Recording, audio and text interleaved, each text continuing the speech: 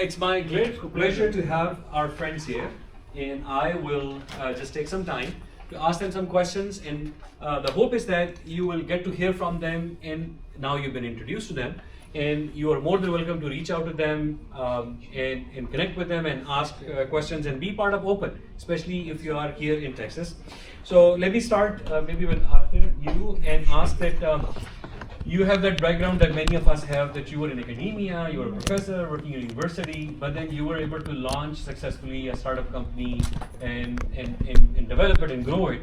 How is that transition? How challenging it is, and what message it is for the physicians who want to do this? Frankly, I think academia is one of the best startup schools you can go to because in academia and research, we learn the experimental mindset. We learn the ability to fail because not every research that we do pans out.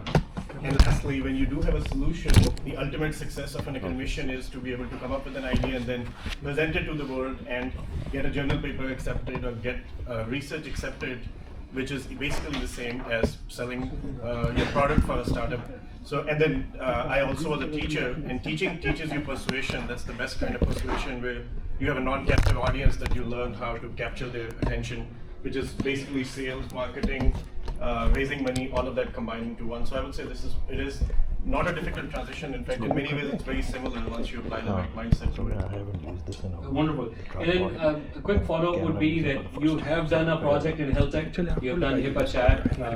And so how do you see the blend of tech and healthcare evolving in startup, and what opportunity it is for physicians as Apna? I had made a list to answer that question, except I feel like all the startups did an excellent job, starting from patient experience, patient care, physician burnout, staff burnout. I think all of those are problems that we face as healthcare providers. And I feel we are basically on the right track with the conversation we just had.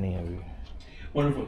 So let me switch over to you, Bilal, and continue this question about AI. You know, AI is a big buzz. It's really taking everything by storm, and clearly AI is already in healthcare. At least 3 or 4 companies talked about AI in healthcare. You know, probably everyone did. How do you see that the role of AI transforming healthcare? But what are the challenges of launching it? When you go out there and they say, hey, you know, they're already building things like that, right?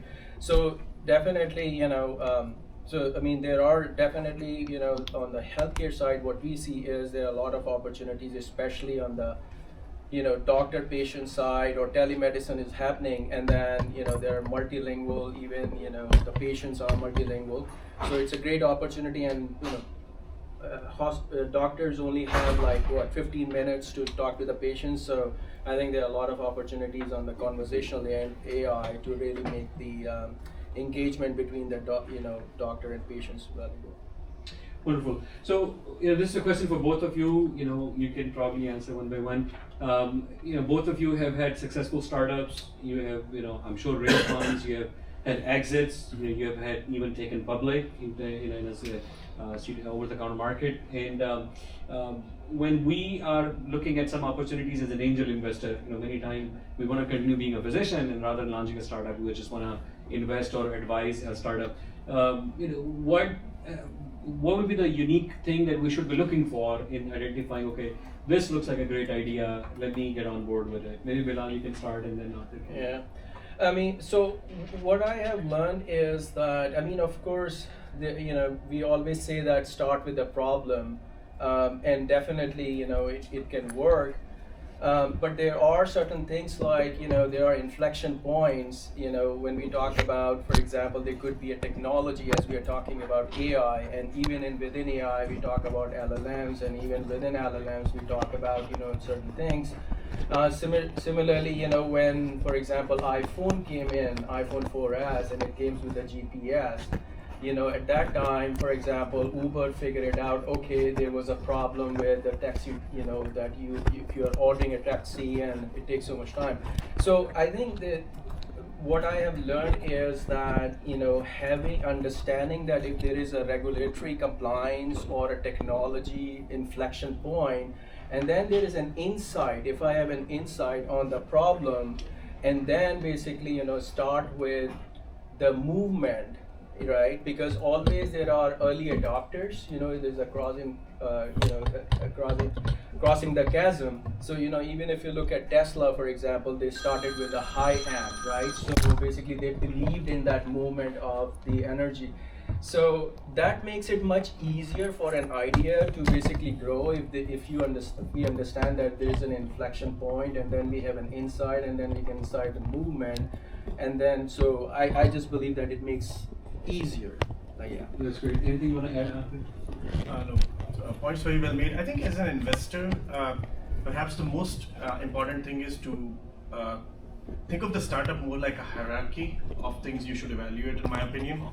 So at the top is the entrepreneur. That's the team that you cannot change. So that's the most important aspect of any company. The second is the problem they're trying to solve, as Bilal pointed out. And third, and perhaps a tongue-in-cheek statement, but typically the least important, is the actual solution. Because the solution is the one that's going to change the most as you will go to market and learn from it. Problem is the one that will change the second, and the founders are not going to change if that company is going anywhere.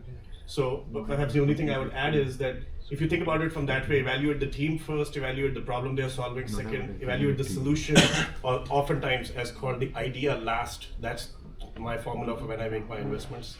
Okay. And then I'm going to flip it and ask a quick question, maybe in a brief comment. What value does angel investor brings to a startup? Why angel investors or could be useful, or physicians could be useful as angel investors to startup? I mean, yeah, definitely. If angel investor is on the same domain, right? So domain expertise are definitely very useful. Yes, the money part is important, but as in the world of AI, there are more and more vertical AI solutions are building up, and that's where it becomes so important that if it's you're in the healthcare, that it makes perfect sense to have partnership or having an angel from a doctor perspective or medical stuff. I think it's in a team, it's the gaps that you have to bridge.